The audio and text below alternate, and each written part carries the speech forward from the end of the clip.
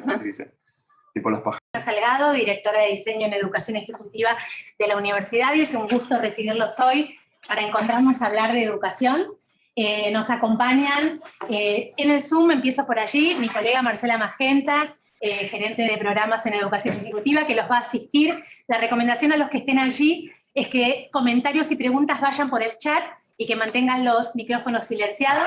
Y Marcela va a moderar esas interacciones y nos va a ir contando lo que ustedes comenten. Bienvenidos, muchas gracias.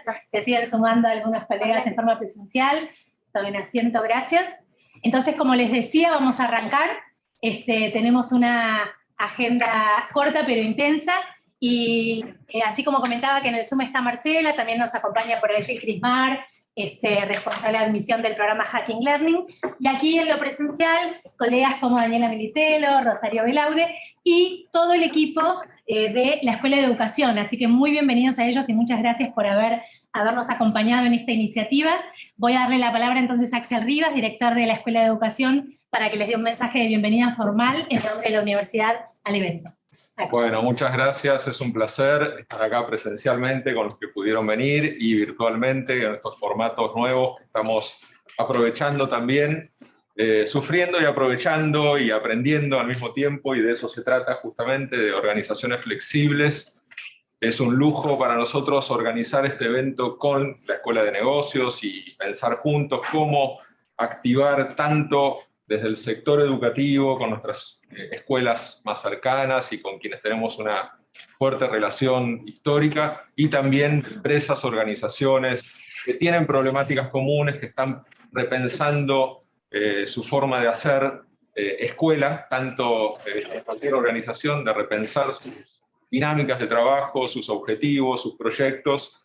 Y bueno, me parece que era una muy buena ocasión hacer una actividad conjunta, así que muchas gracias por estar aquí, y es un lujo tenerlo a Hugo como invitado especial. Ahora sé que Roy lo va a presentar posteriormente. Yo lo conozco de haberlo leído muchas veces y de trabajar con sus colegas, y es un placer contar con una persona con tanta trayectoria y con una cabeza tan interesante para pensar con nosotros. Así que disfruten mucho la jornada. Muchas gracias, Axel. También le damos la bienvenida a Mario Podestá, que nos acompaña. Gracias, Mario, por el seguimiento y por estar ahí y por lo que vendrá.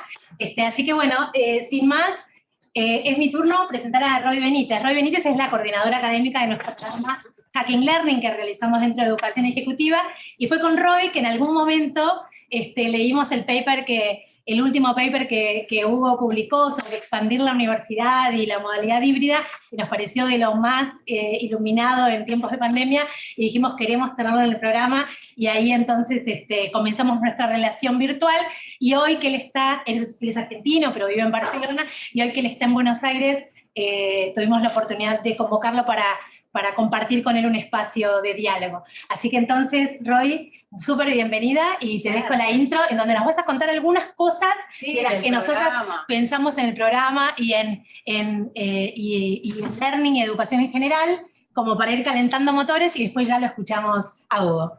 Tenemos entonces el clicker para compartirse. A ver, ¿a dónde apunto? ¿A cualquier lado? A cualquier lado, aparentemente. A cualquier lado. Ahí va.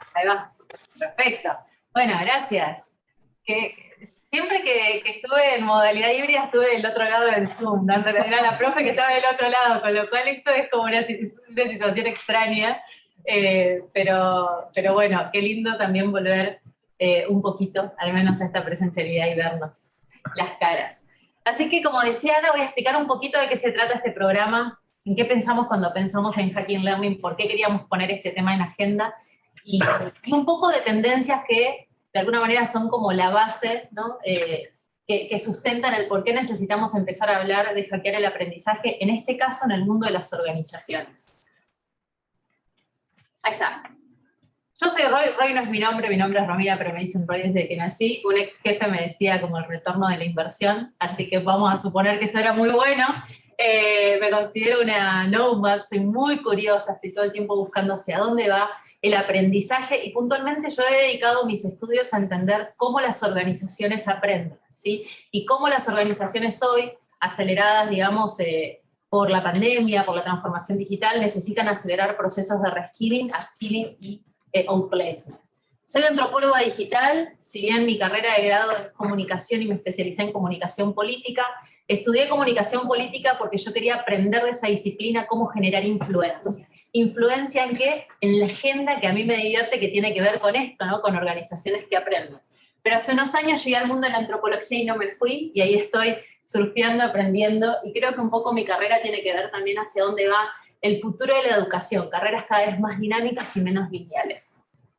Surfeo la intersección entre la tecnología, la cultura digital y el aprendizaje. Soy profe acá en UDESA en temas vinculados a la cultura digital, pero también tengo otros sombreros.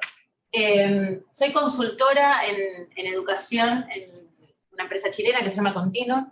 Ahí estoy trabajando en proyectos vinculados a cómo la inteligencia artificial puede acelerar procesos de reconversión laboral inteligente, entre otras cosas. Y también armé una consultora que se llama Skill for Future. Yo trabajé, en mi experiencia previa, trabajé en presidencia, en el equipo de gobierno en desarrollo de capacidades, terminó la gestión y me fui a vivir a India. La pandemia, 4 meses después, me trajo de nuevo a Argentina porque me fui a estudiar a India, mi universidad cerró, pasó COVID y volví. Y cuando volví a Argentina empezaron a surgir oportunidades para acelerar procesos de reskilling en compañías, y yo no tenía ningún sombrero y dije, bueno, armemos algo que me permita acelerar este tipo de cosas que a mí me divierten de manera, digamos, freelance, y así surgió Skill for Future. Y bueno, en Digital House soy manager de varias cátedras, metodologías ágiles, UX UI y Design Thinking, y ahí lo que estamos haciendo es acelerar capacidades en jóvenes que se van a incluir en el mundo de la tecnología. Hacking Learning es un programa que tiene un cuerpo de profesores súper sólido. Fuimos buscando profesores y equipos que de alguna manera puedan traer al programa disciplinas y conceptos que son distintos o que por lo menos en el mundo de los recursos humanos no se escucha tanto.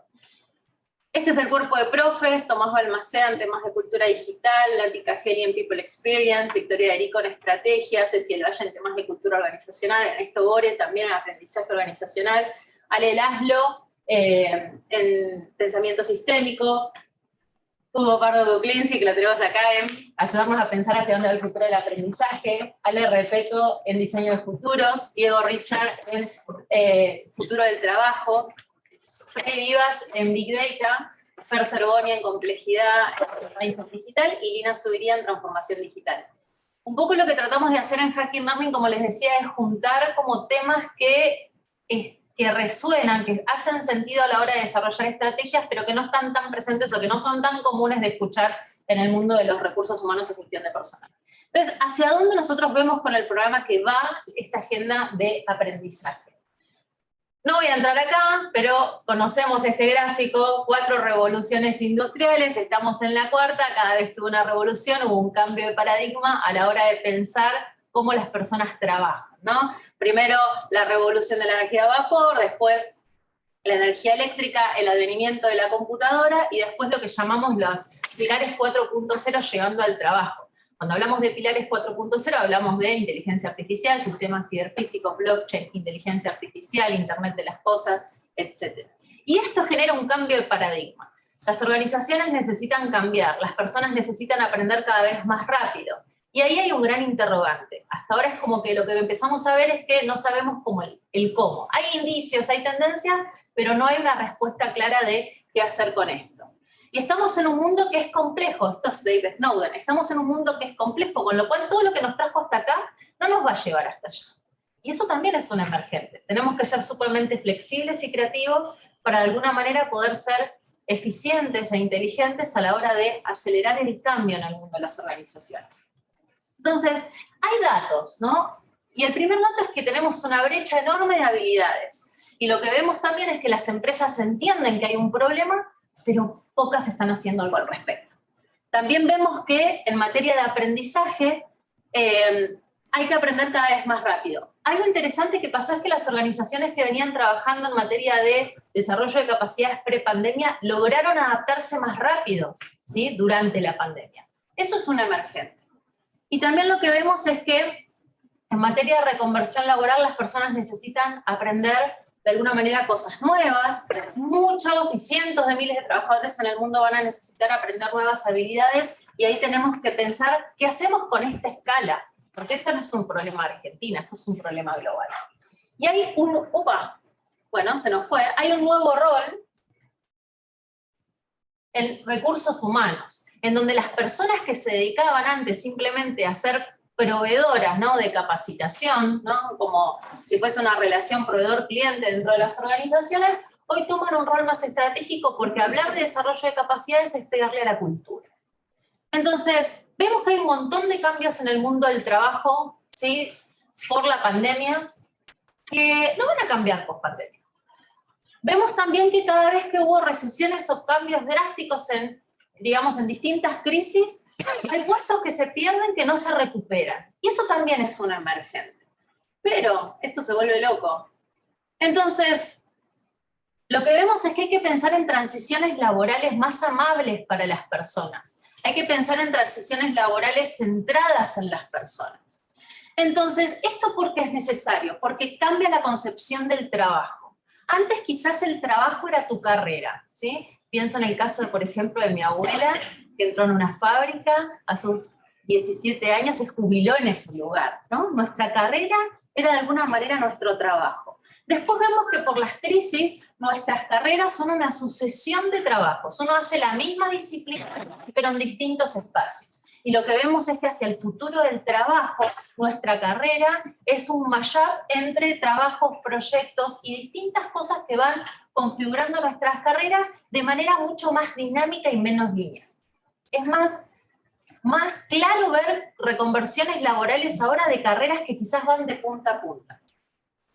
Lo que vemos también en este futuro del trabajo es que empiezan a aparecer habilidades que son claves. Hay un informe del Foro Económico Mundial que dice que creatividad hacia el 2015 estaba en el puesto número 10, pero en el 2020 creatividad pasó a estar en el puesto número 1. Y eso también es un emergente. Cuando uno ve hacia dónde va el trabajo del futuro, hacia dónde van las habilidades del futuro, parecerían ser habilidades tecnológicas. Pero cuando vemos los estudios, vemos que son habilidades más a prueba de robots.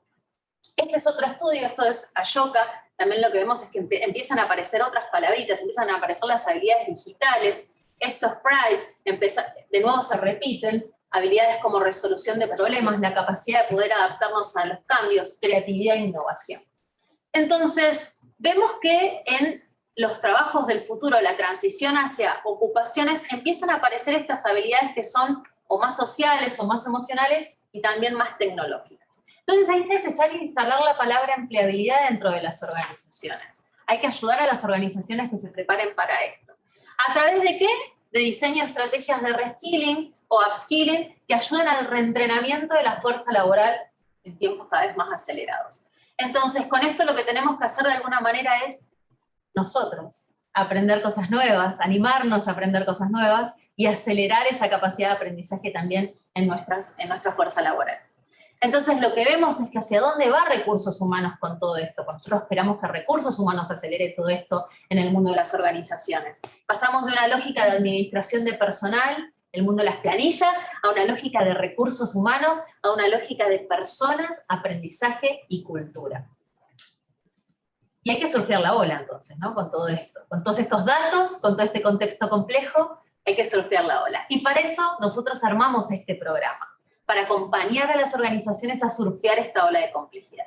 Entonces, este programa tiene 3 grandes partes. Una parte de aterrizaje, donde hacemos un check-in y empezamos a pensar hacia dónde va el futuro del trabajo y cómo yo necesito cambiar mi mindset y acelerar la transformación del mindset.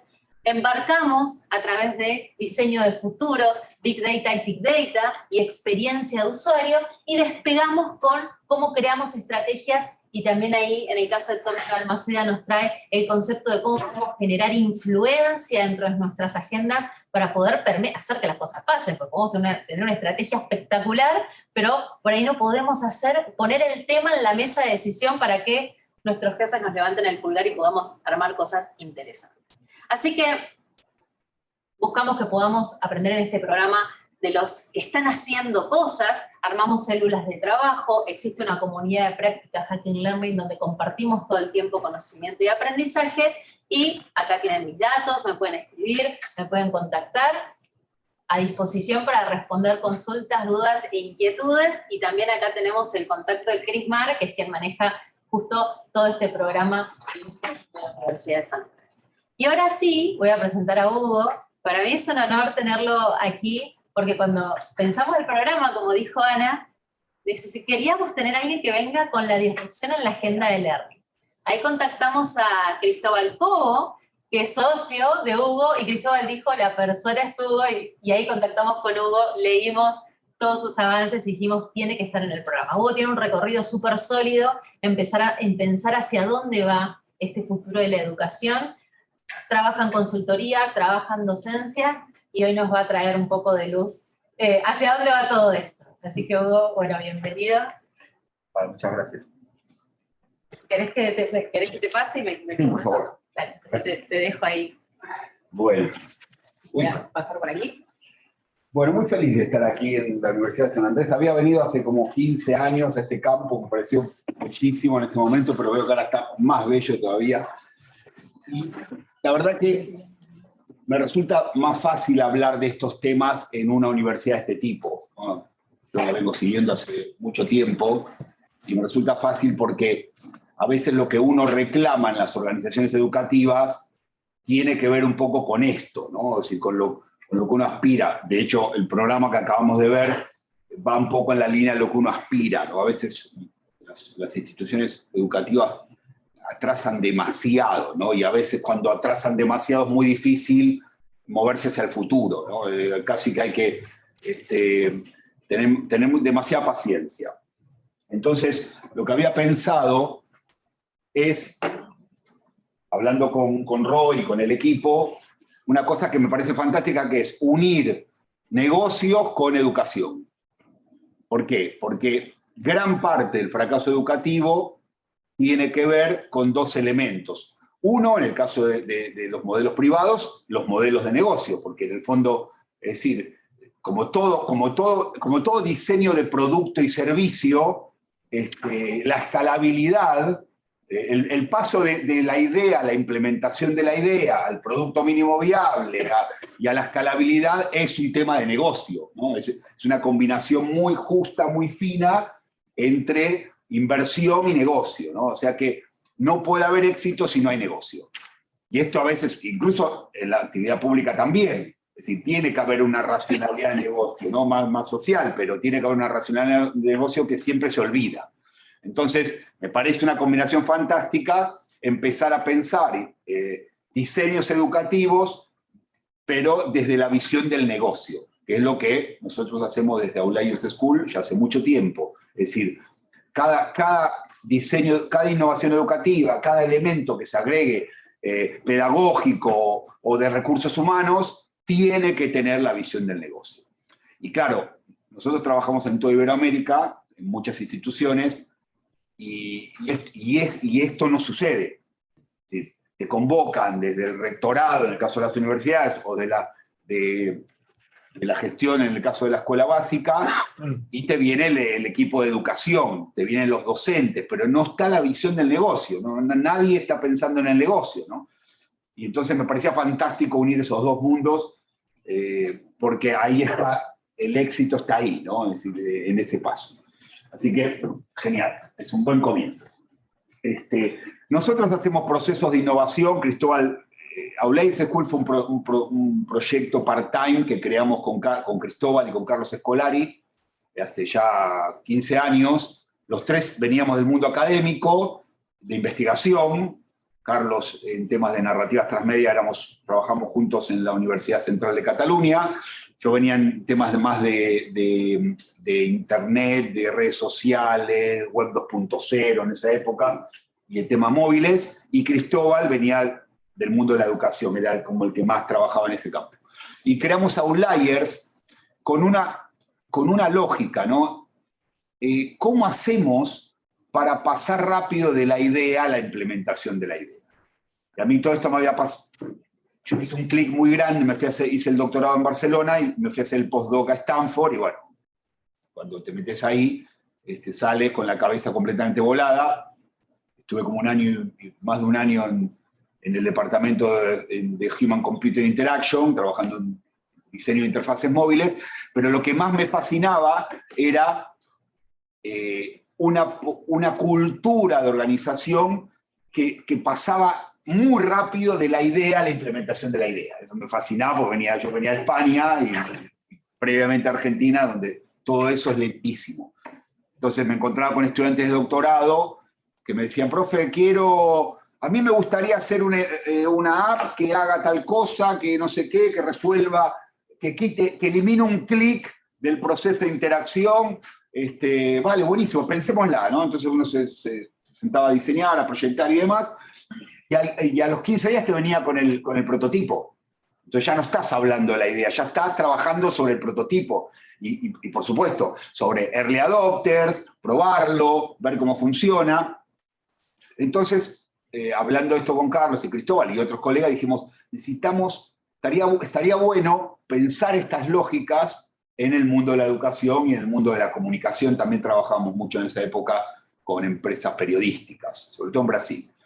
Bueno, y creamos Outlier, que es como una especie de incubadora de proceso de innovación, últimamente muy focalizado en el mundo de la educación, sobre todo la educación superior. Entonces, a mí me parece, en el discurso nuestro está esta idea de visión, lo más importante, la visión conduce todo, implementación, error y vuelta a la visión, ¿no? Y esto de manera infinita, visión, implementación, error, visión, implementación, error, visión, implementación, error, todo el tiempo, ¿no? Y de manera muy ágil.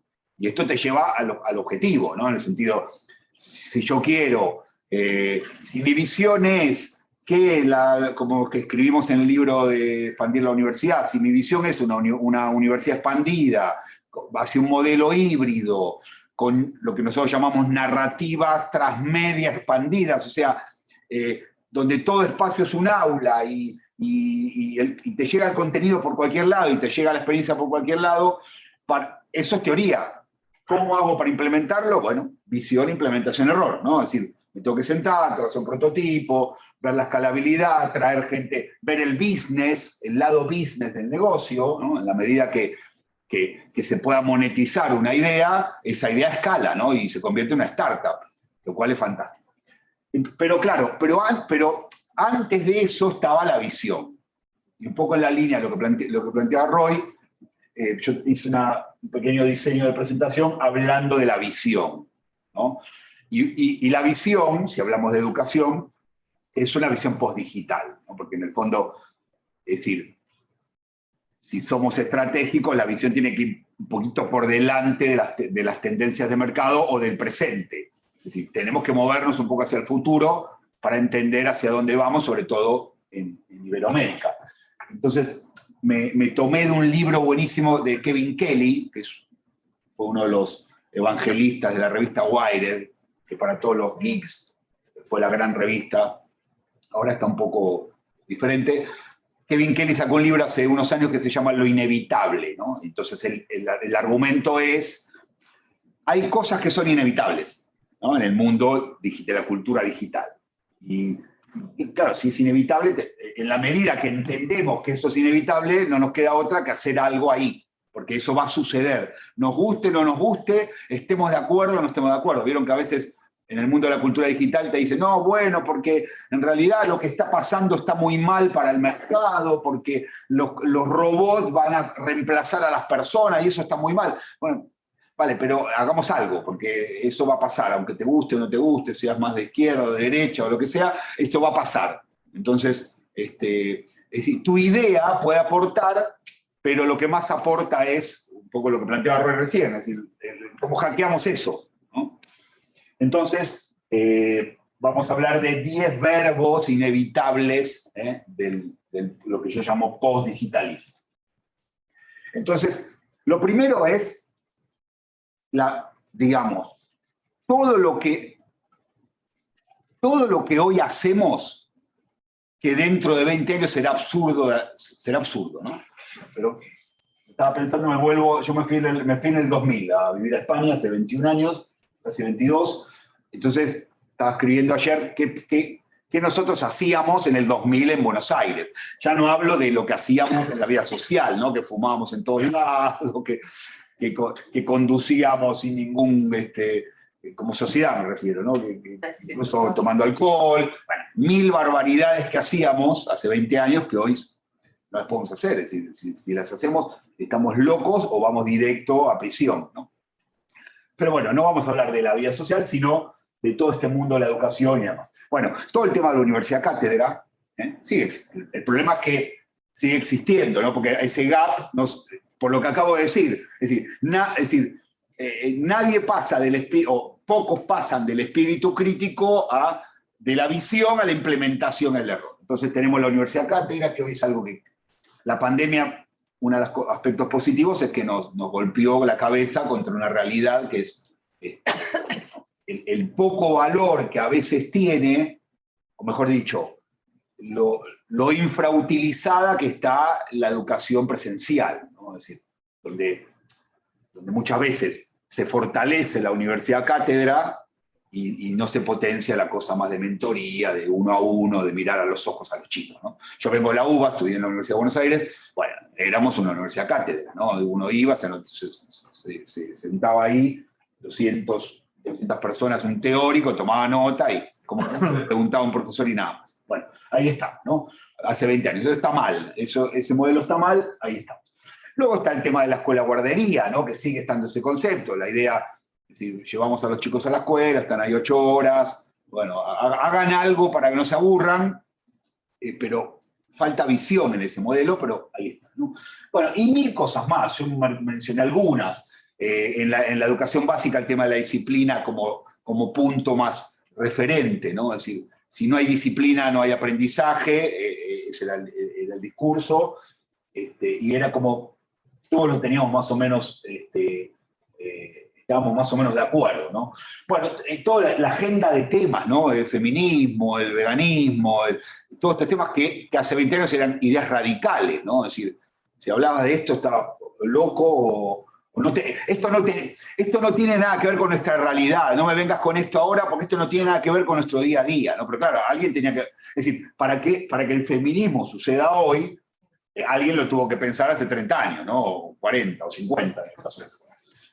Muchas cosas, ¿no? Los manuales oficiales como acceso a la verdad.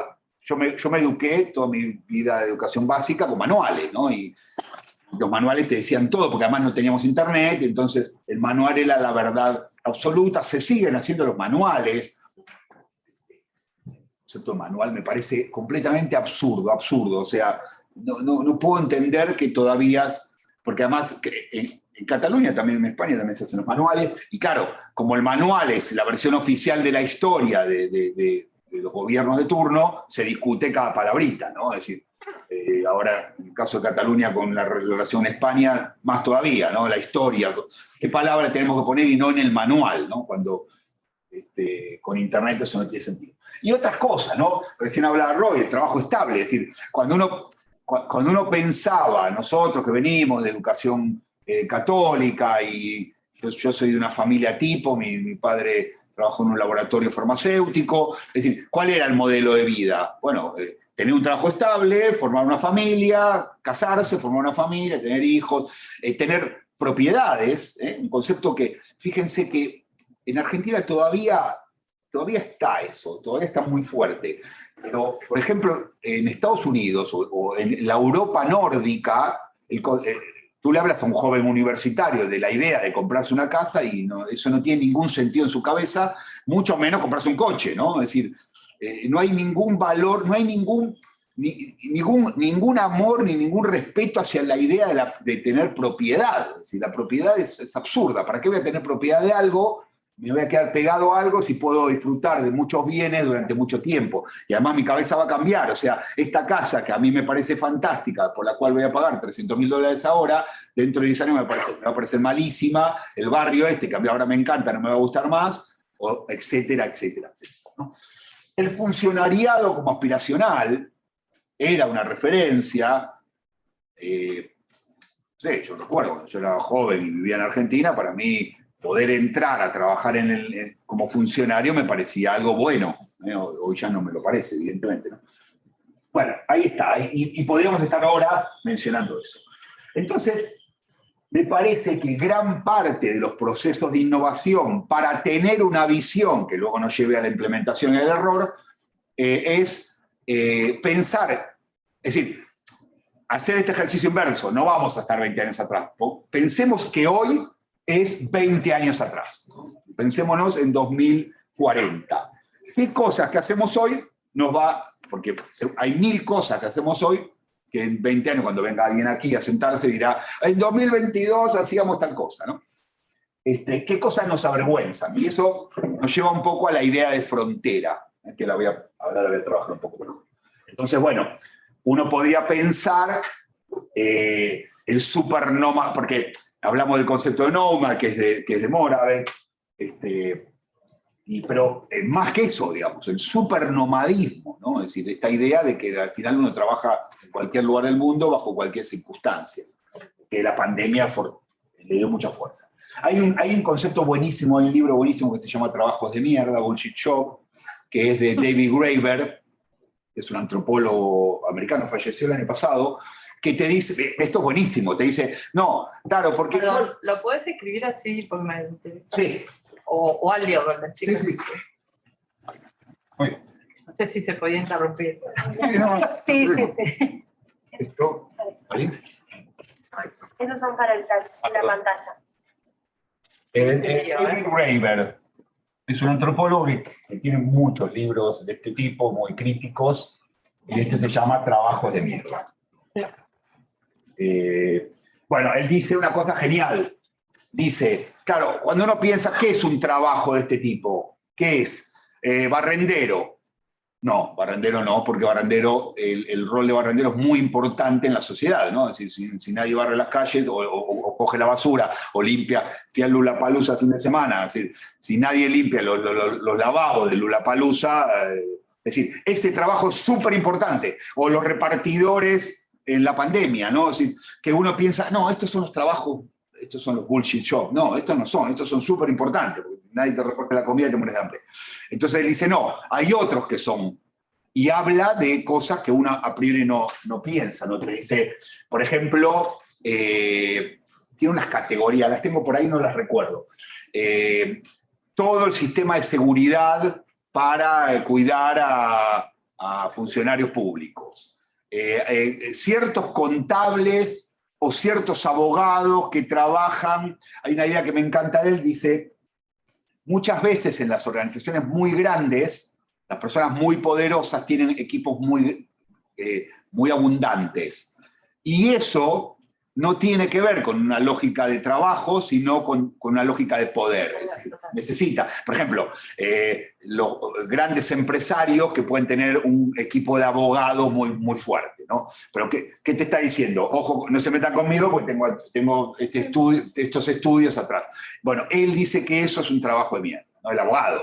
Es decir, que en realidad lo que está haciendo es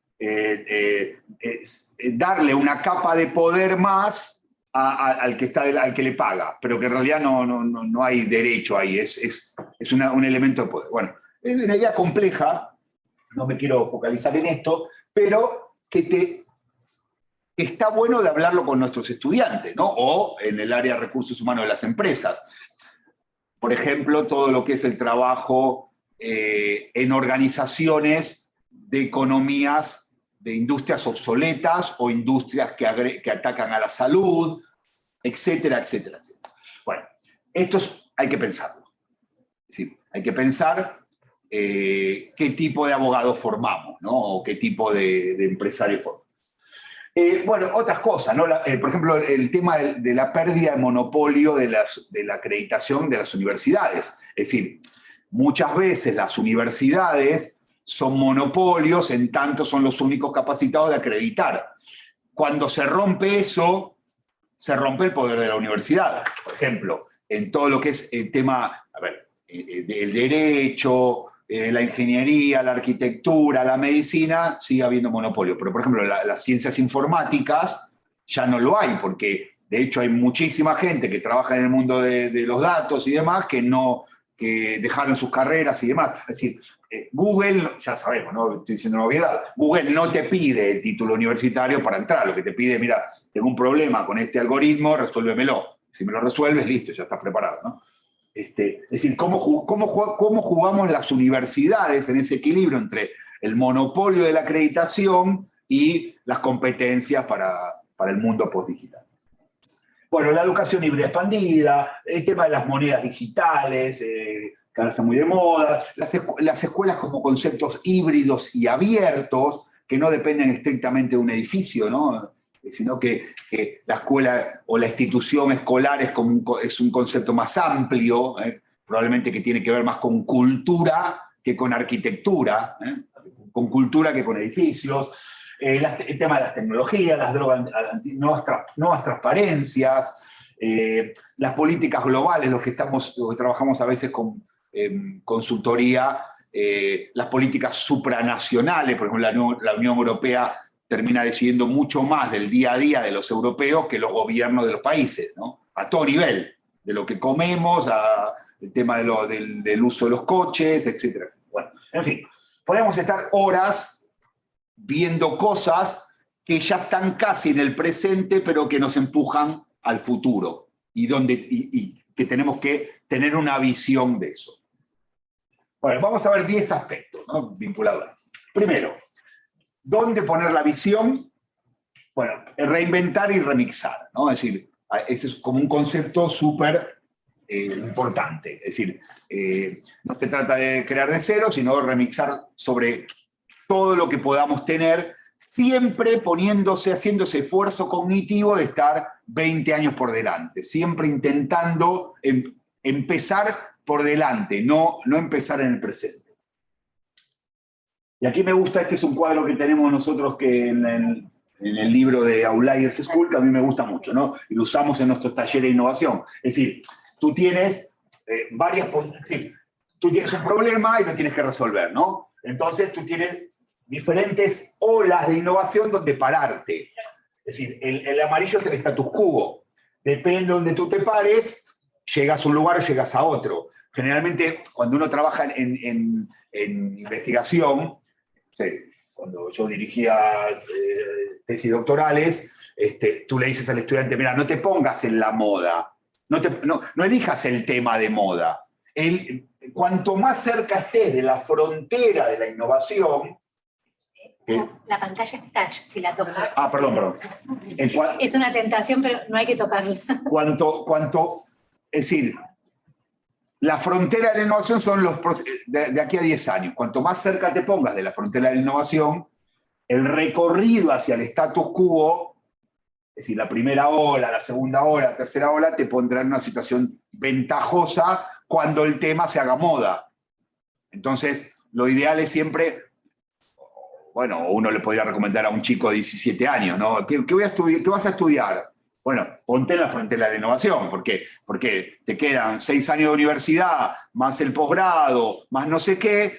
En 10 años, cuando tú seas un profesional hecho y derecho, el tema ese que tú abordaste, que a nadie le interesaba, será reclamado por las organizaciones, ¿no? Entonces, esto me parece clave en todo ese proceso, incluso para nosotros, para los profesionales. Es decir, ¿qué tenemos que estudiar? Recién hablamos con Roy en el coche sobre eso, ¿no? Es decir, ¿sobre qué tengo que escribir? ¿Sobre qué tengo que estudiar? Bueno, probablemente es mejor estratégicamente ubicarse en la frontera o intentar llegar a la frontera que en el status quo, porque aquí hay mucha gente, en cambio ahí probablemente esté solo, ¿no? Y esto tiene que ver también con los recursos humanos, tiene que ver... Cuando yo hablo de los verbos, de estos verbos inevitables, hay como una doble placa, ¿no? Es decir, por un lado, ¿qué haríamos como universidad o como escuela o como área de recursos humanos en una organización, estratégicamente pensando, pero también afecta a lo pedagógico? Es decir, ¿qué haríamos estratégicamente desde la visión, pero también qué haríamos en el día a día con los estudiantes? Por ejemplo, decirles, muévanse hacia la frontera. Yo me acuerdo en Barcelona, yo enseñé muchos años en la Facultad de Comunicación y tenía periodismo, era profesor de periodismo, y la mayoría era periodismo deportivo. Y yo me acuerdo que había ido a Londres, no sé qué, había conocido un periodista de deportes electrónicos, de eSports, hace 15 años. lo había conocido y me voló la cabeza, ¿no? Me dijo, mirá, esto es un mercado gigantesco. Era un español que transmitía partidos del FIFA, del juego FIFA, para 5.000 personas en un teatro o un estadio. Mira, yo en vez de transmitir Barça-Real Madrid, transmito eSports y tengo 5.000 personas de audiencia online. Entonces yo iba a los estudiantes y le digo, hey, porque todos querían dedicarse al fútbol y seguir al Barça, ¿no? Mira, en vez de seguir al Barça, que está en el amarillo, en el status quo, ¿por qué no se dedican los deportes electrónicos, al eSport, que están en la frontera? ¿Y qué pasó con eso? Por ejemplo, Ibai Llanos, todos estos que están de moda ahora, eran esos. Claro, ahora están en el status quo, pero Ibai Llanos se puso ahí y hacía lo que nadie hacía. Llegó, ahora es el status quo y, por supuesto, una enorme monetización. O sea que también está bueno entender la idea de la frontera para nuestros estudiantes. Segundo elemento, la cognificación. Es cognificar, o sea que sería ponerle datos a todas las decisiones que tomamos, ¿no? Y esto va tanto la analítica de datos como la inteligencia artificial. Nosotros en el libro hablamos de un capítulo de la analítica de datos para las universidades. Es decir, evidentemente, uno de los problemas ¿vieron? Presente, errores del presente, futuro. A mí me parece que dentro de 20 años una de las cosas que cuestionaremos es cómo abusábamos de la percepción y de la experiencia de los docentes, en este caso, a la hora de tomar decisiones académicas con nuestros estudiantes. Y cómo ignoramos por completo los datos. De hecho, hemos llegado hasta aquí prácticamente sin datos, ¿no? Siendo buenos o malos docentes, pero sin datos. Y yo pienso que eso va a ser uno de los temas, como fumar en espacios públicos, ¿no? Es decir, ¿cómo hacíamos? ¿Y qué hacía un docente? No, un docente llegaba el primer día, tenía 40 estudiantes en el aula, no tenía ningún dato sobre nadie, y se lanzaba, ¿no? Con experiencia, porque era un buen docente, y con percepción, con mucho conocimiento tácito, y se lanzaba. Pero ¿qué? No tenían, el profe no sabía el perfil breve de cada uno, no sabía nada, no sabía las competencias blandas en las que es fuerte y en las que es débil, no sabía. Bueno, me parece que ahí la cognificación va a ser clave, y seguramente esté en el status quo en 20 años. Tener datos de nuestros estudiantes para tomar mejores decisiones, ¿no? Como dice este dibujito. ¿Estoy moviendo todo? No, se me acercó para volver a centrarla. Entonces, mejor información para organizaciones más inteligentes. Y nosotros que trabajamos mucho en universidades, mira, ahora estamos trabajando en un proyecto muy bueno en México con el grupo Salinas, con Ricardo Salinas Pliego, que es el segundo empresario más, tiene muchas empresas en México, muchísimas. Está creando la Universidad de la Libertad. Contrató a nosotros para hacer todo el modelo. Y el modelo, o sea, una universidad nueva de cero, ¿no? Una universidad liberal, muchos recursos, privada, pero todo el tema datos está primero, va a estar primero en la prioridad. De hecho, hemos contratado unas startups americanas para que hagan toda una estrategia de datos desde del estudiante, desde el día que entra, el primer día que entra en la universidad. O sea que ahí me parece que hay un tema clave. Todo el tema de fluir, ¿no? El verbo fluir. Es decir, ser expertos en la nueva liquidez. ¿Qué significan las organizaciones en términos educativos? Bueno, prototipar todo el tiempo. Es decir, en la medida que juego en la fluidez, soluciono rápido los problemas.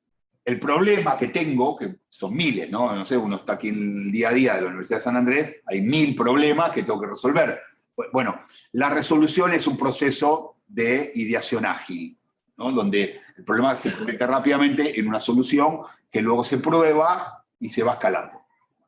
Y entonces tenemos ciertos valores, ¿no? Inmediatez, personalización, autenticidad, padrinazgo, etcétera, etcétera, como ideas del fluir. Y esto, que parece muy abstracto, en las organizaciones es clave, porque no hay flow. Bueno, el flow sería otra cosa en este caso, ¿no? Según Csikszentmihalyi, pero no fluyen las cosas, es como todo se atasca, ¿no? Se va atascando todo el tiempo. Cuarto concepto, decisiones en tiempo real. Esto no existe en las organizaciones y pocas veces existe en las estrategias de recursos humanos de las empresas. Decisiones en tiempo real, de todo tipo, ¿no? Y muchas de ellas, ¿cuál es la interfaz, cuál es la piel de conexión nuestra, la primera para tomar decisiones? Las pantallas móviles, lo cual ahí vuelve a entrar la tecnología. Es decir, yo decido dónde voy a cenar.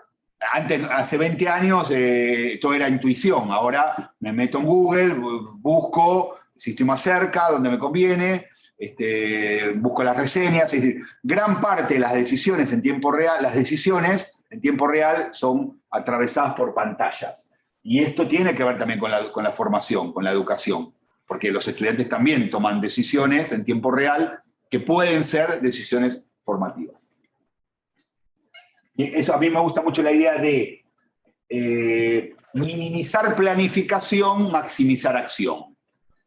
Es decir, vieron que lo típico es, tenemos un problema, bueno, juntémonos, hagamos un documento y a partir del documento vemos qué hacemos. Bueno, no hagamos un documento.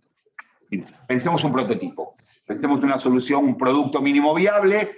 El documento lo haremos en la tercera iteración del producto mínimo viable. Cuando tengamos algo mínimamente exitoso con nuestros early adopters, con nuestros públicos, a quienes tenemos que atender para resolver el problema, a la tercera iteración hacemos el documento. Quinto, la idea de compartir. Esto es lo que hablaba recién. No es la idea hippie de compartir. Es la idea de que la economía es sharing economy, ¿no? Entonces, es decir, incluso las propiedades. Miren, yo soy socio de una plataforma que se llama Home Exchange. Mi casa de España, ahora hay gente, hay unos franceses en mi casa, disfrutando, vivo en Cadaqués, un pueblito de la Costa Brava, yo vivo ahí disfrutando de Cadaqués, que es un pueblo mágico, y yo estoy en Puerto Madero, en un departamento muy lindo, no pago cero, costo cero, yo no pago nada, ellos no pagan nada, hay toda una cultura de confianza, nadie me pide documento, nada, llegué a Puerto Madero, la chica me dijo, te dejo la llave en la recepción, preguntaba quién sos, y estoy en el departamento ahí, nadie controla, nadie revisa, al último día dejo la llave, y la chica mirará, si lo dejo todo sucio, pondrá, es un sucio, y si lo dejo bien, pondrá, está muy bien, ¿no? Me pone puntos, y así funciona, ¿no? Es decir, y esto tiene que ver con una lógica, aprovechar la capacidad ociosa de objetos, espacios y personas. Objetos, espacios y personas, ¿no? Y esto a mí me parece súper innovador, sobre todo lo de las personas, la capacidad ociosa de las personas. Y esta idea de Kelly, esto de Kevin Kelly, todo lo que pueda ser compartido será compartido. Mejor, más rápido y más barato, ¿no? Es decir, habrá, en este momento, en Palo Alto o en Mountain View, está alguien haciendo una app para compartir algo que hasta ahora nunca compartimos, pero que en 5 años estaremos todos compartiendo, ¿no? No sé, en fin. Punto 6. Todo lo que tiene que ver con interacción entre objetos, ¿no? Lo de Internet de las cosas y demás. Que uno diría, bueno, pero ¿qué tiene que ver la educación con el Internet de las cosas? Bueno, sí que tiene que ver, ¿por qué? Porque, por ejemplo, puede haber un montón de... Perdón. Puede haber un montón de interacciones y toma de decisiones que no requieran de recursos humanos, de personas. Un montón. En la vida de un campus, en la interfaz campus, podríamos ver 1000 ejemplos, ¿no? De posibles interacciones entre objetos que no requieran personas ahí esperando, ¿no? Que venga alguien y atenderlo. Me encanta esta idea, ¿no? Que esto es muy de los niños, ¿no? Es decir, si los dispositivos no interactúan con la persona o el entorno, serán considerados rotos, ¿no? Es decir, no funcionan. Si no hay una interacción más allá del clic que pueda hacer una persona. Esto es muy human-computer interaction. Desaprender, bueno, esto es una obviedad, todo lo decimos todos los días. Estoy leyendo un libro muy bueno ahora sobre este tema, pero casi como una obsesión. Y esto nos toca a cada uno de nosotros. Yo ahora estoy en una crisis profesional muy profunda, no les voy a contar aquí, pero todo el tiempo, ¿no? Es decir, todo el tiempo entender que más lo que nos falta, es decir, aparcar lo que nos sobra o lo que tenemos y buscar siempre lo que nos falta, porque además siempre es más lo que nos falta, ¿no?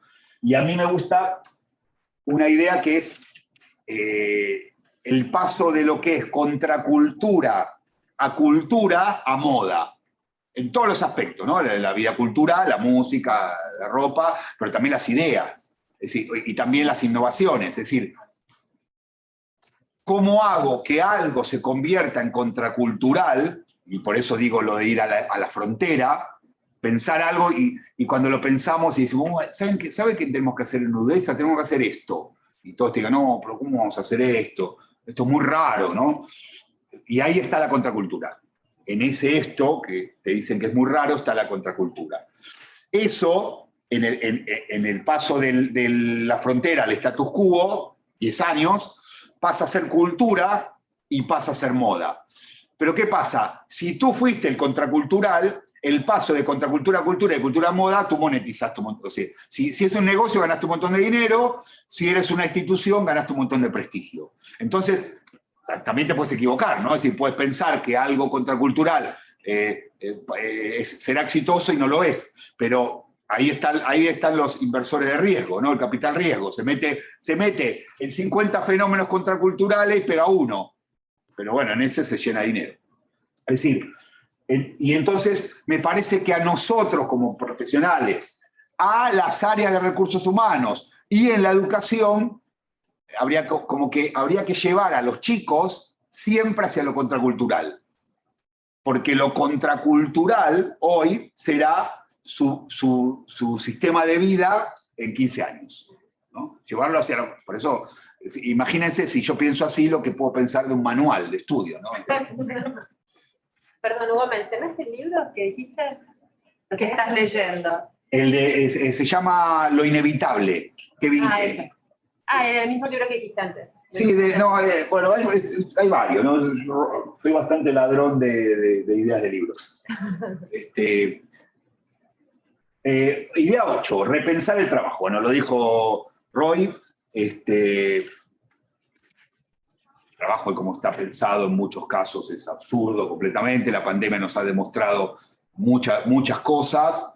Pero luego tiene que ver con algo casi filosófico, ¿no? Es decir, por ejemplo, que nosotros veníamos de un mundo donde la lealtad se daba hacia el jefe, porque uno decía, bueno, si yo soy leal, si hago las cosas que mi jefe me pide, bueno, estoy contenido, ¿no?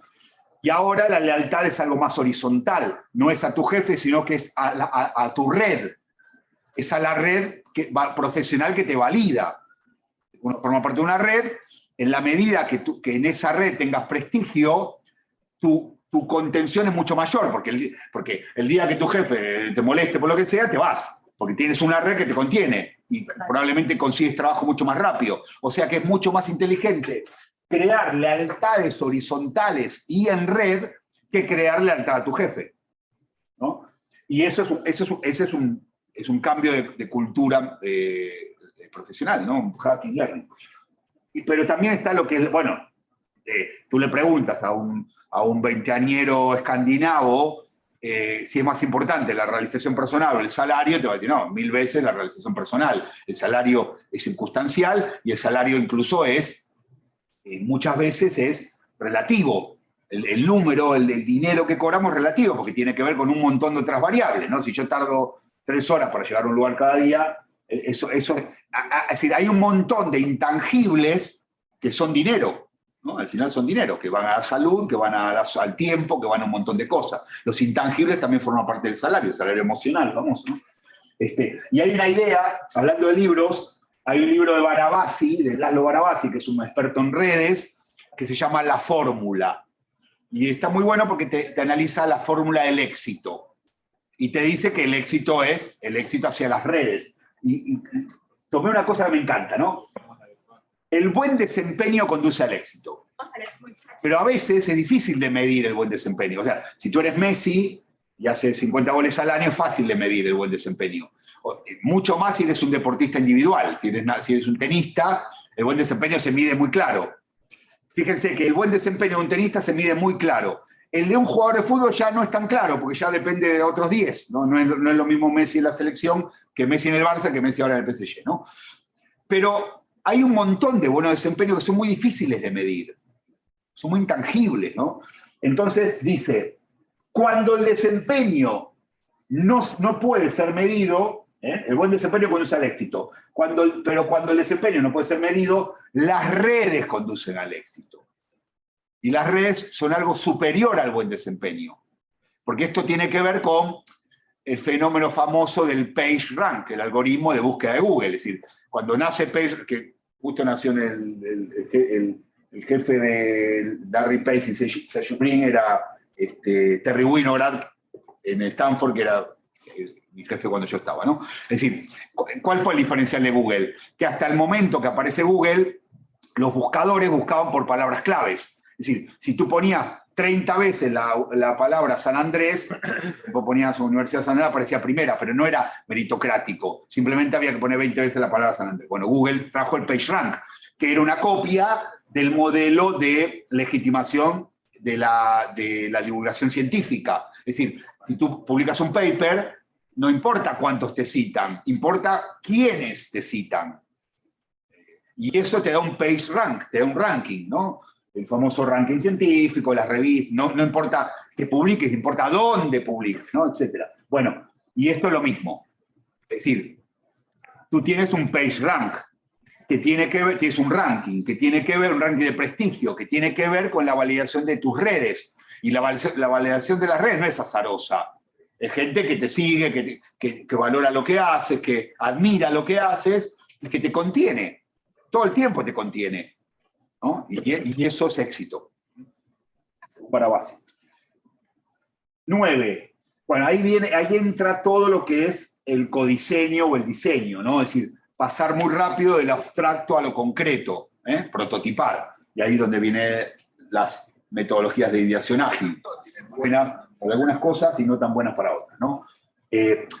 Cuando uno piensa en visión, implementación, error, la implementación inicial tiene que ser de rápida ejecución y bajo presupuesto. ¿Por qué? Porque si yo quiero hacer un cambio en UDESA, un cambio importante en UDESA, no voy a pasar de 0 a 100. Porque si luego el cambio me va mal, perdí un montón de dinero y tiempo, ¿no? Entonces voy iterando. ¿No? Bueno, queremos hacer un gran cambio, pero ¿cuál sería el primer paso del cambio? Bueno, no sé, quitemos los árboles bueno, a ver, no quitemos los árboles, porque luego nos equivocamos, quitemos ese árbol, ¿no? Y hagamos ahí un nicho, a ver si esa interacción, esa nueva interfaz que estamos pensando, funciona sin ese árbol. No, incluso no quitemos tampoco ese árbol, porque está mal. Pensemos en otro espacio, ¿no? Es decir, minimizar el riesgo de pérdida, eso es un buen proceso de prototipado. Y por último, bueno, lo dijo Roy también, esto es una obviedad, pero es una obviedad, pero no estamos no tenemos el mindset de pensar que todo el tiempo estamos recomenzando. Incluso quienes ya llevamos un montón de años trabajando y tenemos currículum y hemos hecho todos los estudios que hay que hacer en el mercado, incluso nosotros, que nos queda, yo tengo 54 años, me quedan 30 años de carrera, 20 y pico años de carrera, y hice un montón de cosas, pero los 70% de eso que hice ya está, ya fue, ya lo moneticé en su momento, ya no me sirve. Y me queda de vuelta a empezar de cero, ¿no? Y esto, que todos estamos de acuerdo con esta idea, pero luego nosotros cuando hacemos procesos de prototipado en organizaciones, nos pasa una cosa, siempre nos pasa lo mismo. Viene el gerente general y dice, no sé, voy yo ahí, va mi equipo, ¿no? Vamos todos, nos pagan muy buen dinero, vamos ahí, son 3 días, son procesos de full time, ¿no? En un lugar precioso, y vienen los mandos medios, ¿no? Y vienen los mandos medios y los mandos bajos. Entonces viene el gerente y dice, bueno, hemos traído a esta gente porque es muy importante, porque lo que tenemos que hacer es un gran cambio, y vamos a estar 3 días aquí trabajando en este cambio, así que yo los dejo con el señor, me voy porque tengo que hacer otra cosa. Bueno, a ver, ¿es importante o no es importante? Y pasa todo el tiempo eso, hasta que no pasa eso, ¿no? También hay organizaciones que tenés a los tomadores de decisión metidos ahí, peleándose con el becario que acaba de entrar. El becario te dice, no, mira, yo creo que hay que hacer otra cosa, y el becario es muy importante en el diseño. Vemos cómo lo conectamos, pero si hacemos talleres de innovación solo con los becarios, es un drama, ¿no? Y esto pasa todo el tiempo. Entonces,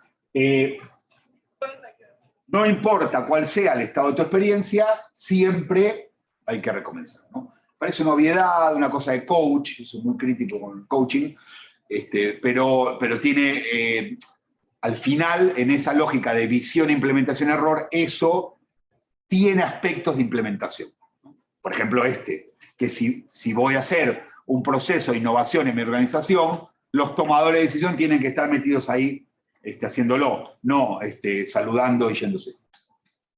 Bueno, nada más. Ahí tenemos la URL de la empresa, hay muchos ejemplos, muchos proyectos. Está el descargable de nuestro manual de trabajo, que tiene algunos conceptos de aquí, está el del libro de Repensar la Universidad, y hay otros trabajos de Cristóbal, míos y del equipo, porque somos un equipo líquido. Bueno, muchas gracias. Y para organizarnos, si hay alguna pregunta o comentario en sala, primero vamos con esas y después le damos paso, me va a ayudar Marce Magenta desde el Zoom. Veo ahí un montón de colegas, incluso directores de la universidad, está Ali Artopoulos, está Ali Mayar, muy bienvenidos a todos, no llego a ver los nombres de todos, pero mucha gente interesante también en el Zoom, así que Marce, si quieren ir dejando comentarios o preguntas en el chat, vos nos ayudás, o incluso por ahí, si lo hacemos ordenado, van abriendo micrófono y lo van haciendo. ¿Hay alguna entonces pregunta para los que están aquí en sala para Hugo? Y arrancamos por ustedes.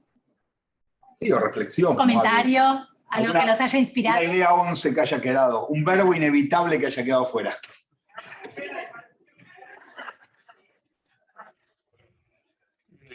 Buenísima la presentación, la verdad que yo vengo de las universidades y tiendo a pensar las cosas en términos de lo que soy historiador, de lo que ocurrió hace 2000 años o más, y no lo que pasará de acá a 20 años. De todas maneras, siempre me resultó fascinante escuchar tipo Kevin Kelly, etc. Tengo cuando estabas hablando, me acordaba de una frase bastante repetida de Jeff Bezos, no sé si la conoces, que dice que muchas veces a nosotros nos preguntan qué es lo que va a ocurrir de acá a unos años, cómo nos deberíamos concentrar, si nos deberíamos concentrar en lo que va a ocurrir y estar en esta frontera, un poco como vos describías. Él planteaba que tendría que ser al revés, que su foco era en que Amazon, en particular, no tenía que, o sea, se tenía que concentrar en qué cosas no iban a cambiar.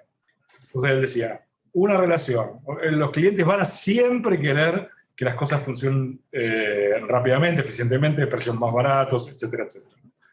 Entonces, ¿cómo planteas vos esa dialéctica, dicotomía entre lo que no cambia y lo que presentaste más acá como visión de futuro? Ah, bueno. Bueno, probablemente sea parte del mismo proceso, ¿no? Es decir, del mismo proceso de diseño de futuro que va a cambiar y que no va a cambiar, ¿no? Claro. Son las dos caras de la misma moneda. Quizás lo de que no va a cambiar puede ser incluso más arriesgado que lo que no va a cambiar, porque se nos hace muy difícil salir de nuestro pensamiento actual. Uh-huh. Así que, no sé, me parece que son parte de lo mismo. Te lo planteo, o sea, también en función de lo que fue la experiencia de la educación remota de estos 2 últimos años. Yo dirigí un colegio en ese periodo, y una conclusión que yo saqué de todo ese periodo, que mucha gente también, es que antes de que comenzara el periodo de cuarentena, particularmente en Argentina fue extremadamente prolongado, y todo el mundo estaba ya cansado de los Zooms, etc.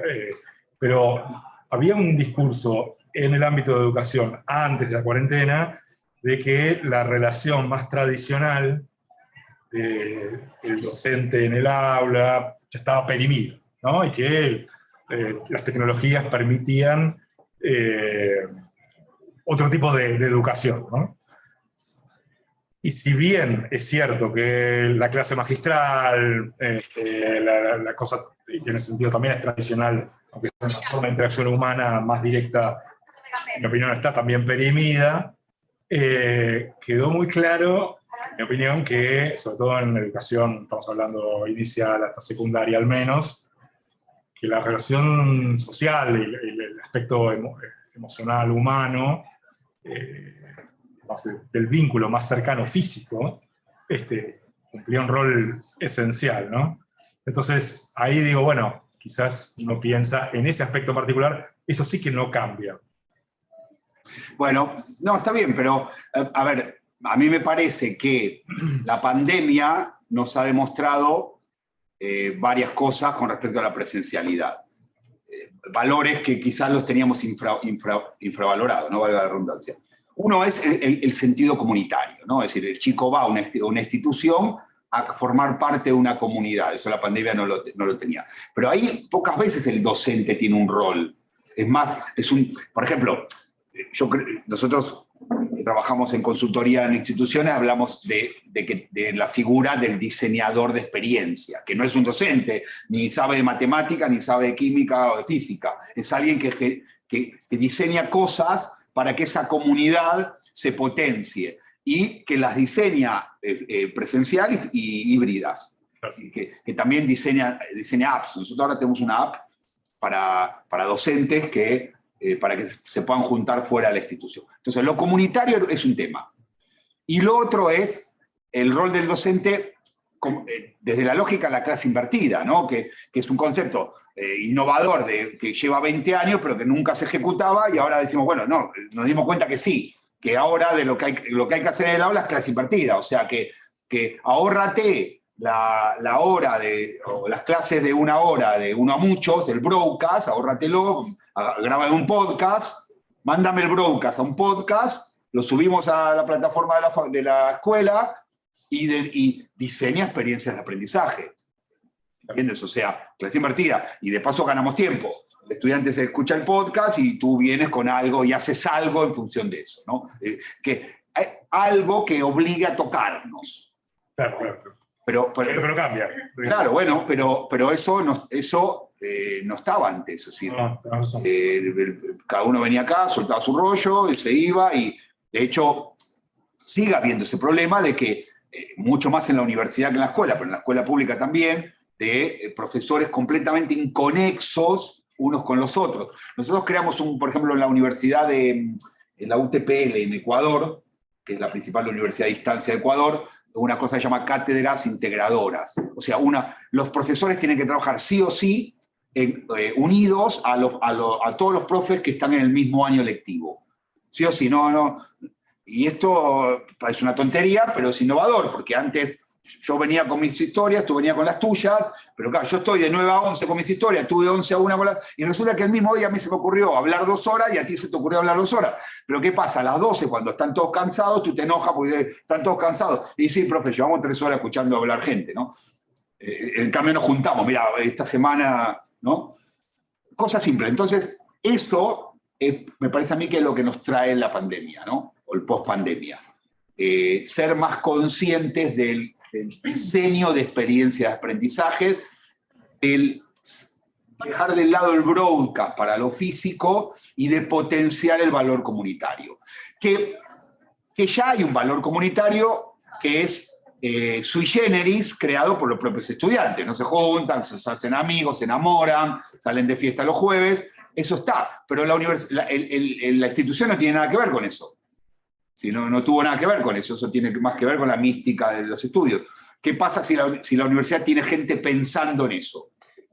Entonces potencia lo comunitario. Tengo otra. Sí, Claro. Bueno, fuerte así, toma el audio. Bueno, primero súper agradecida por la presentación y por la generosidad de compartir. Hoy las empresas, sobre todo muchas startups, tienen como déficit de determinados perfiles de tecnología, ¿no? ¿Qué estrategias, viste, que funcionan como para hacer catch-up, o para disminuir esa brecha entre oferta y demanda, ¿no? Para hacer catch-up rápido, para poder ayudar a incorporar perfiles? Es difícil el tema. Sí. Nosotros lo sufrimos mucho. Cuando yo estaba en Stanford creamos una app que se llamaba Campus Móvil, que era una especie de intranet para universidades. Hace 12 años. Todavía no estaba el App Store. Y nos costó horrores conseguir hacer equipo. Eso es lo más difícil, ¿no? Porque además, claro, si la persona es buena, más difícil todavía, ¿no? Porque estás por lo que dijimos de las redes que tiene, de prestigio. Entonces, es muy difícil construir equipos, es lo más difícil de construir equipos.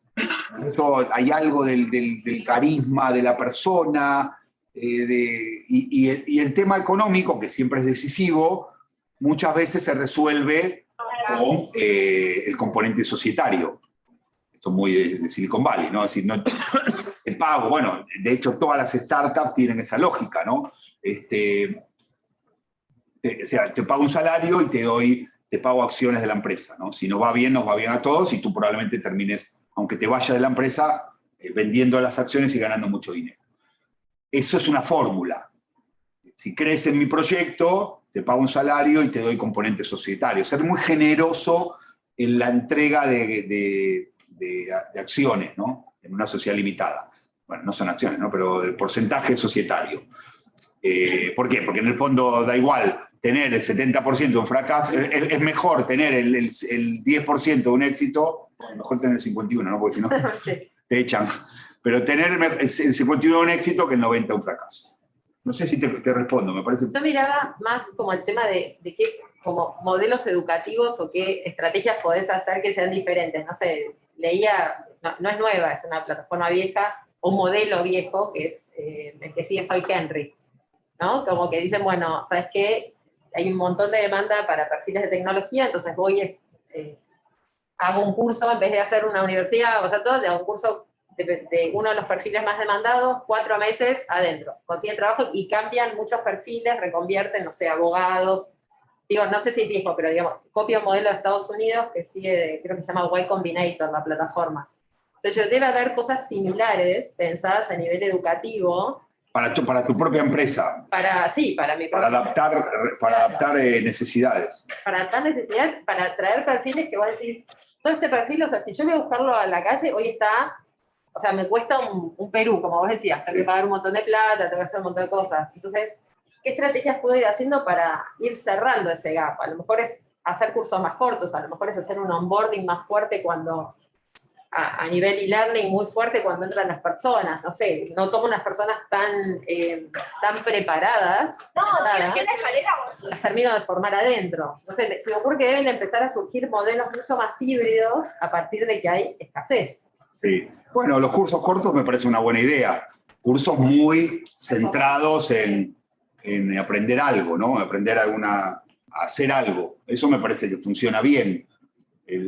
Incluso lo autodidacta funciona bien. Ahí habría dos cosas. Primero, me parece que muchas organizaciones están permanentemente en un juego de infravaloración de lo que tienen dentro. Y eso, yo que soy consultor externo, a veces pienso que no es tan bueno contratar consultores externos, porque es una forma de decir, ustedes, los que estamos dentro no lo resuelven, traigo a alguien de afuera, ¿no? Hay que ser muy cuidadoso con traer a alguien de afuera, porque eso puede ser un menosprecio del que tiene el mismo perfil y dice, hey, esto que me está diciendo, yo lo puedo hacer. Lo cual, creo que parte del esfuerzo que está diciendo tiene que ver con tener un mapa mucho más profundo de las capacidades que tienes dentro, porque te puede llevar sorpresas, ¿no? ¿Entiendes? Tener como ser un general y tener claro qué lucha puede abordar cada uno, incluso aunque no tenga la competencia formal, porque a veces el problema es ese, es decir, no, porque no es abogado, o porque no es esto, porque esto tiene que ver con ser mucho más flexible en eso, ¿eh? Y el tema de los proyectos propios, ¿no? El famoso 80-20 de Google, que todos sabemos, que es darle juego, porque a veces, ¿qué pasa? Muchas veces tú desde la dirección crees que se resuelven las cosas de una manera y te viene alguien de tu empresa y te dice, no, quizás lo resolvamos de otra. Pero ¿cómo sabes? ¿Cómo das ese espacio para que alguien inferior a ti te diga, no, me parece que esta forma de resolverlo no es la correcta, es otra? Generar cultura startup, ¿no? Sí, tener capacidad para que salgan prototipos todo el tiempo, que el becario pueda hablar con el jefe, que no sea todo directriz, en fin, dinámicas de startups, ¿no? Es decir, lógicas de startups. Mucho más ágil todo. Teníamos una por ahí y después vamos a Marcela. Marcela, prepárate que sigues vos después. Adelante. Hugo, excelente tu exposición, realmente estamos asombrados, venimos de la ciudad de Rosario, pertenecemos al complejo educativo CECIEMA, y bueno, desde 2014 que nosotros comenzamos un cambio grande en educación, liderado por nuestra pastora, que nosotros llamamos modelo BMS, y toda la exposición que vos viste, fuimos viendo que realmente fuimos dando esos pasos. La realidad es que llegamos a la pandemia y pudimos dar clases, y una clase utilizando todos los medios, y dándole respuesta acá a lo que la compañera recién decía. El secreto fue mirarnos hacia adentro, o sea, teníamos bien el liderazgo muy fuerte, los pasos hacia donde teníamos que llegar, esa frontera que ahora tengo como decirle el nombre, que bueno, dije recién, pero el trabajo fue fuerte entre el personal que teníamos adentro, y no nos dábamos una idea de la capacidad que teníamos dentro de cada profesor, y aún de los mismos alumnos que también nos ayudaron muchísimo. El trabajo en grupo, el trabajo colaborativo fue fundamental. Así que bueno, quería agradecerte por esta posibilidad, y decirte que nuestro modelo está siendo estudiado por la Universidad de Barcelona, así que se está haciendo una tesis doctoral a través del doctor Carnicero, así que bueno, una alegría conocerte. Ahora cuando terminemos va a haber un cafecito de salida, así que ahí ya pueden comentarlo. Marcela. Perdón, una cosita. Sí.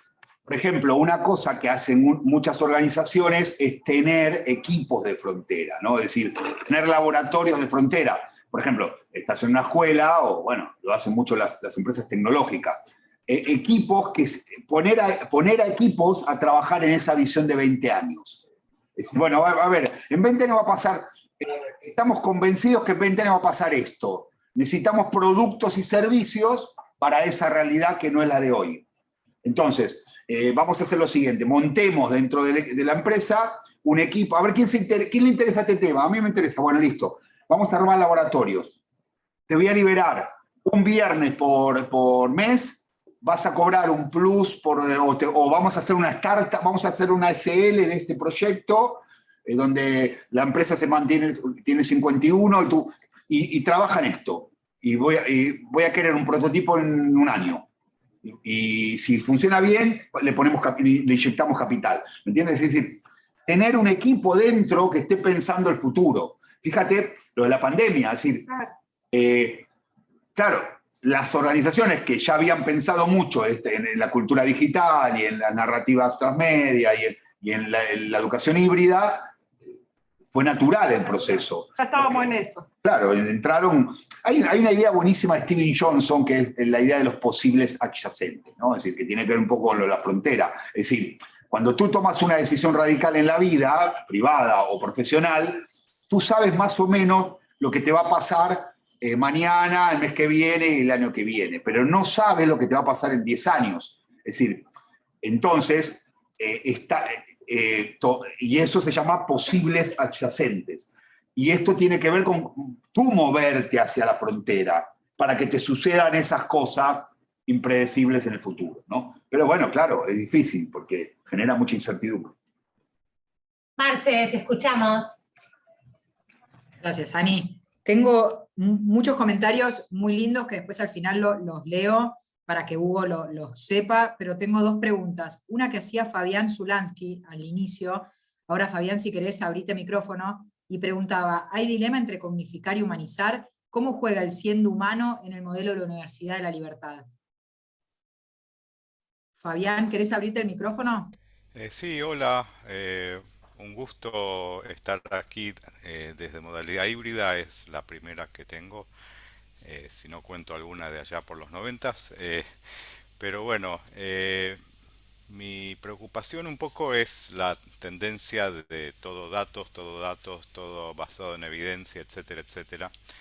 Es muy mirando de cosas que ya han pasado, que ya han sucedido, que ya han ocurrido, ¿no? Entonces me preocupa un poco en el diseño de las nuevas experiencias de aprendizaje y lugares, espacios, ¿no?, de aprendizaje, que se ponga énfasis solamente en cosas que ya han sucedido y en extrapolar posiblemente tendencias a partir de los datos y no sabemos si esa extrapolación va a ser buena o no, ¿no? Porque hay cisnes negros por todos lados, ya tenemos bien presente la pandemia.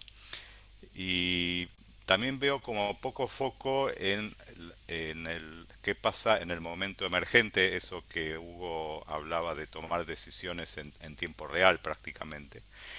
Y con el ser humano pasa lo mismo, no es el ser, sino es el siendo. Uno va deviniendo instante a instante. Entonces le quería preguntar si existe un dilema entre poner todo el foco, digamos, si es más por demanda de mercado, que se pone foco digamos, con el verbo cognificar, o si no hay tanto interés en las instituciones, en los inversores, etcétera, en también humanizar, ¿no?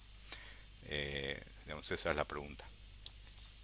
Me parece que una cosa no quita la otra, ¿no? Si hablamos de la educación, hablamos de experiencia, intuición y datos. Porque hasta ahora lo que yo pienso es que el mundo educativo es mucho de experiencia e intuición, ¿no? Pero poco de datos. Es decir, lo humano sería la experiencia y la intuición y lo otro son los datos. Pero tampoco es tan así, porque cuando hablamos de cognificación hablamos de algoritmos diseñados por personas. Para mí esa idea de datos son robots y lo otro, para mí eso ya pasó. Es decir, la cognificación tiene que ver, por eso Kelly habla de lo inevitable, porque más allá de cómo pensemos tú y yo, podemos discutir, bueno, a mí me parece que los datos son relativos, no sé qué, eso sucede. Entonces, en la medida que sucede, hay que hacer algo, ¿no? Hay que diseñar algo. Por eso son inevitables, ¿no? También, a ver, también uno se puede poner crítico con los datos. Nosotros en el libro nuestro citamos una TED no me recuerdo, de Katy, no recuerdo el apellido, una TED sobre que los algoritmos están diseñados que tienen el bias, la desviación, de que son diseñados por blancos, jóvenes, desarrolladores occidentales, ¿no? Y esto, hombres, y que esto genera una desviación enorme en mil lógicas de los algoritmos. Bueno, es decir, también ahí podemos hacer una crítica, pero lo que digo es que para mí, ya sea en el campo de los recursos humanos, Cathy O'Neil, una TED muy buena, muy buena. Para mí, el problema de la educación es que nos estamos olvidando los datos. ¿Y qué pasa? Nosotros tenemos 1000 datos de todo tipo. No sé, aquí estoy viendo un campus precioso aquí, ¿no? Por ejemplo, si yo fuera... nosotros estamos trabajando con Rosenbausch en México en el proyecto de la Universidad de la Libertad. Si yo tengo que construir espacios arquitectónicos, estaría bueno tener un mapa de calor de por dónde se mueven los chicos todo el día en el campus. Y el mapa de calor me va a dar sorpresas. Probablemente me dirá que en el bar les encanta el bar. Les encanta estar en el bar, porque, bueno, entonces, si les encanta estar en el bar, quizás hemos hecho una inversión de una sala de estar súper moderna, pero ahí no van nunca. Les encanta estar en el bar. Bueno, entonces desinvertamos en la sala moderna e invirtamos en el bar. Es decir, y eso es analítica de datos, ¿no?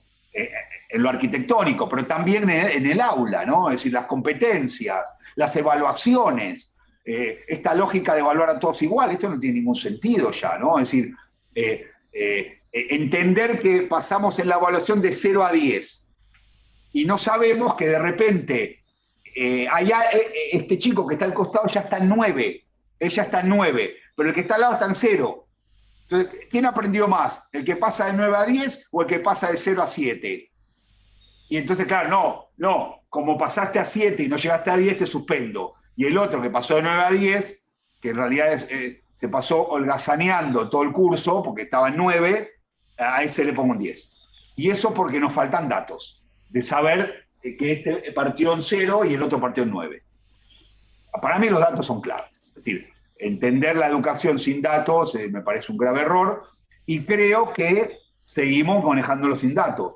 Algunos un poco más, algunos un poco menos. Y que en 20 años, quizá me equivoque, diremos esto. Será un absurdo, ¿no? Hoy nos manejamos sin datos. Sí, Genial, mi pregunta Marte. iba, bueno, Ahí va otra parte. Sí, después tengo dos comentarios. Uno de Silvana Mabel, que dice: totalmente se nos hace difícil salir del pensamiento actual. Y uno de Andrea Peliciquia, que dice: para ello, Hugo, hay que tocar las variables estructurantes de tiempo y de espacio, que se habilite esa escuela abierta.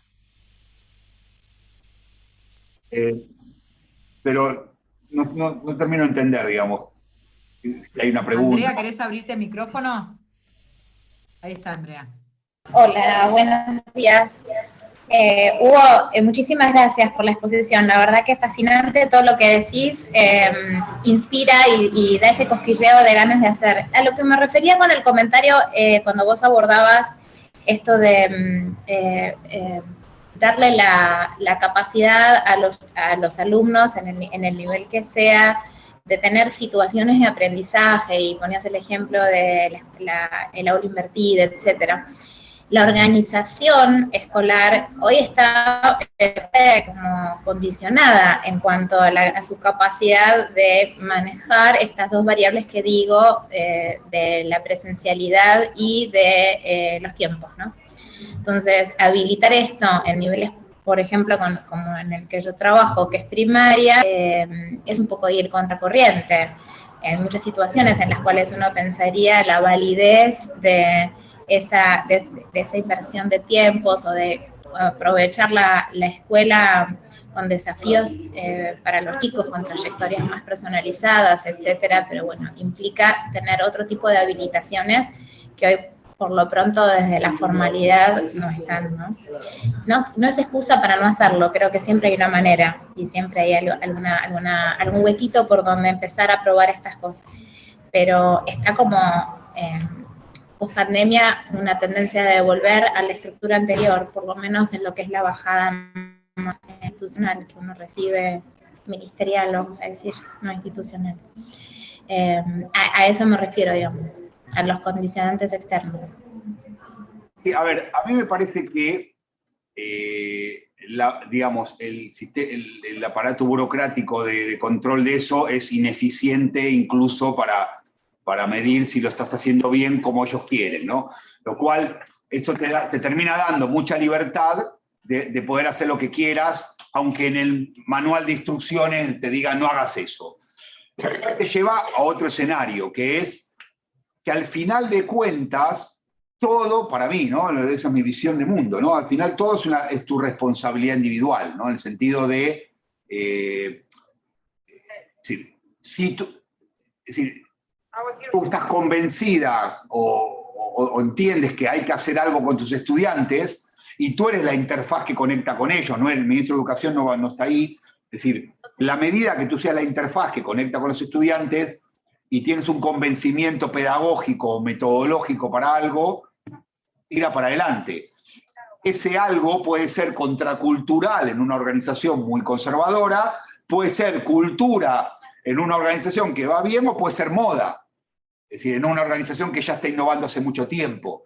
Es decir, tú tienes una relación con la institución y al que le toca adaptarse es a ti. Es decir, al final, por eso digo, siempre es un compromiso individual, siempre es un compromiso individual. Miren, les cuento una anécdota.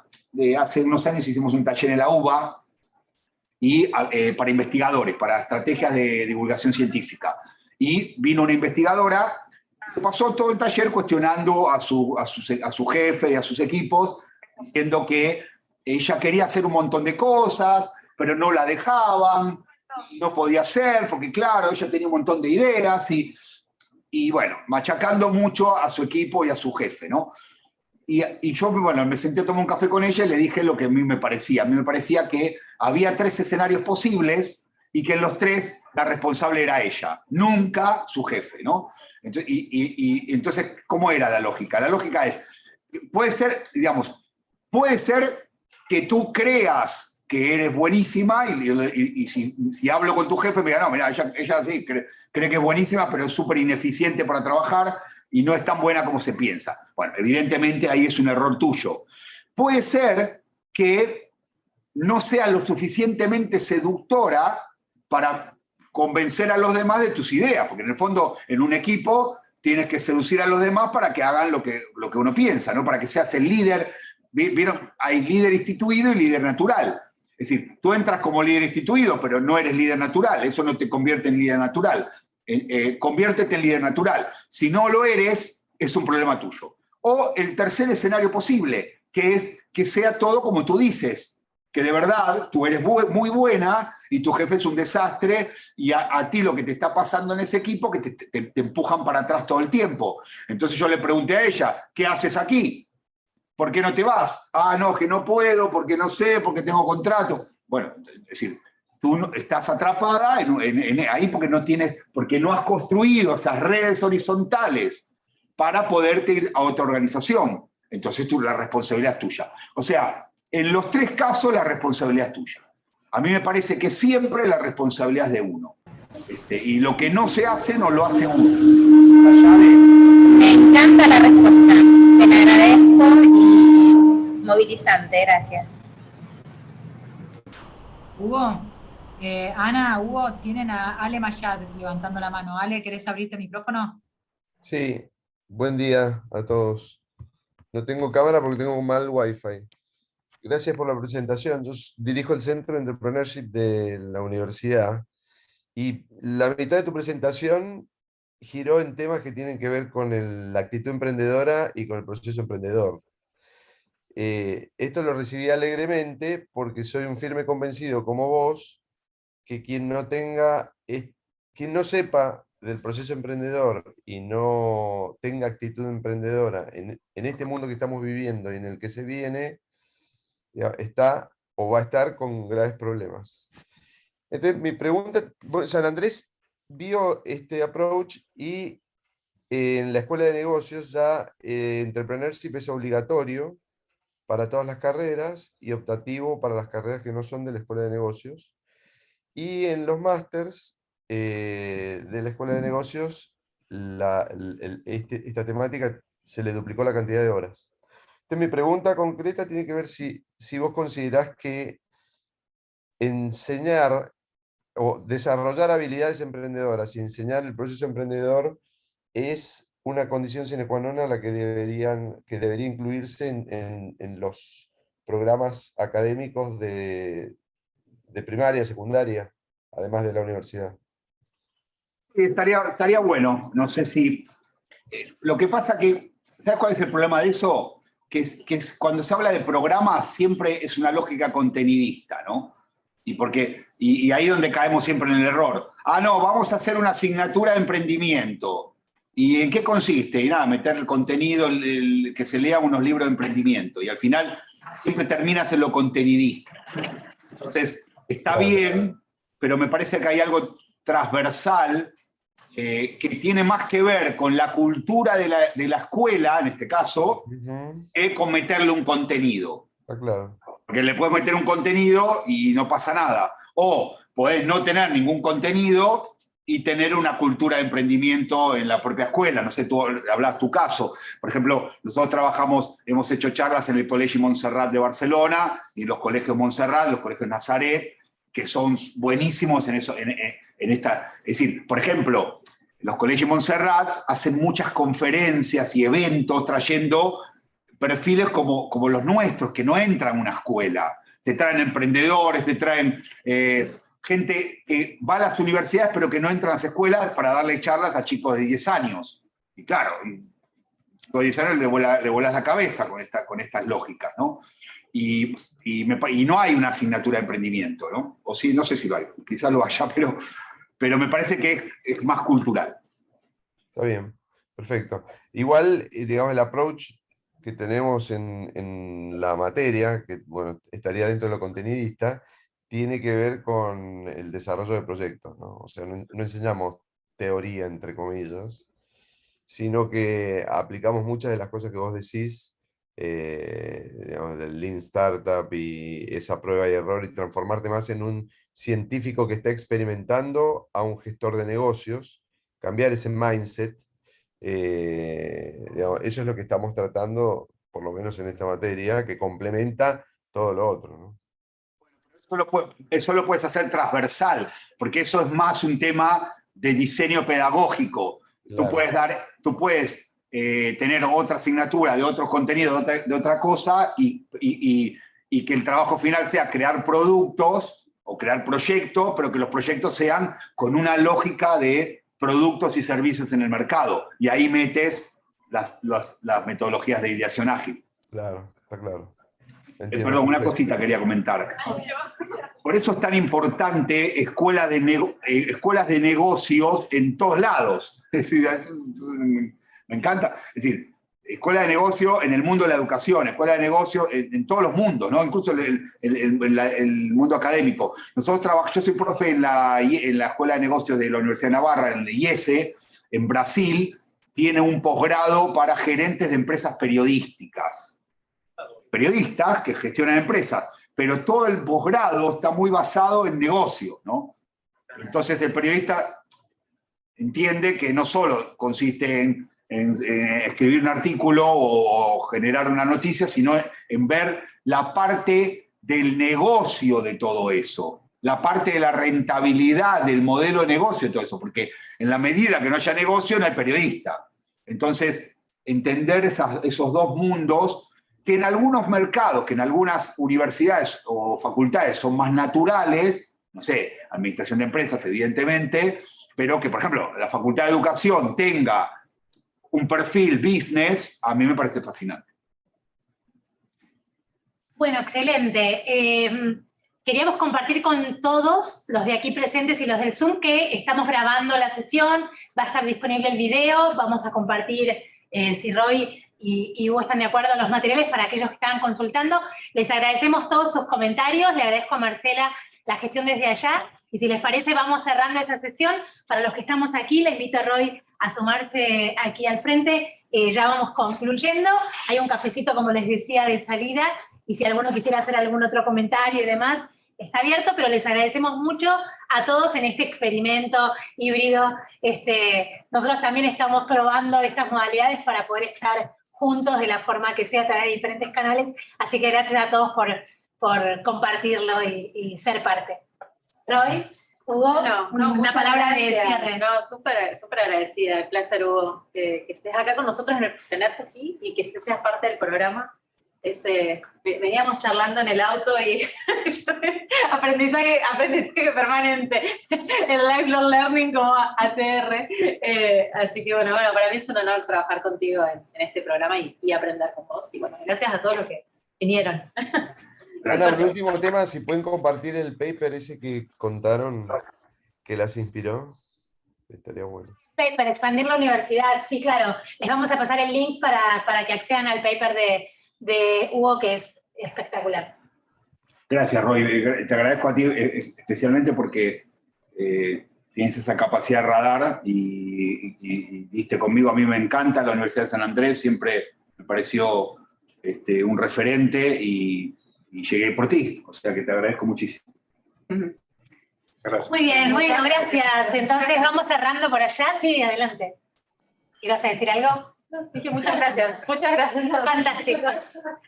Estoy con la atención súper alerta, viste, cualquier sonido activo. Gracias a allá los de Zoom, muchas gracias por acompañarnos. Gracias, Marce.